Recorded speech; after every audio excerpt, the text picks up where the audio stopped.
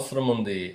రక్త తర్పణ లేకుండా పాప పరిహారము కానేరదన్న సంగతి సహజంగా అందరికీ కూడా తెలుసు. రక్తం చిందించకుండా పాప ప్రక్షాళన కాదని తెలుసు. కనుకనే యెరూషలేముకి వెళ్ళిన తర్వాత నేను పలానా హింసలు నేను పొందుతానని తన శిష్యులతో చెప్తున్నారు. ఈయనవుతే సజీవుడైనటువంటి దేవాది దేవుడు ప్రభు అయినటువంటి యేసుక్రీస్తు వారు.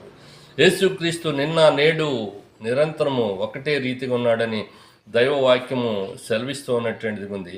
మరి ఆయన దేవుని కుమారుడు, ఆయన వరపుత్రుడిగా మనం చూస్తూ ఉన్నటువంటి వారు ఉన్నాం. ఒక ఉద్దేశంతో ఈ లోకానికి వచ్చినట్టుగా చూస్తున్నాం. కానీ ఆయన చుట్టూ ఉన్నటువంటి 12 మంది శిష్యులు ఉన్నారు చూసారా, వారు సామాన్యమైనటువంటి మనుషులు. వాళ్ళు మానవ మాతృలు అండి. వాళ్ళంతా మానవ మాతృలు. కనుకనే ఇక్కడ గమనించినట్లయితే పేతురు ఆయన చేయబట్టుకుని అంటాడు, ప్రభువా అది నీకు దూరం అవును గాక, అది నీకెన్నడను కలగదని ఆయన్ను గద్దించను అని రాయబడింది. ఏమంటున్నారంటే, ప్రభు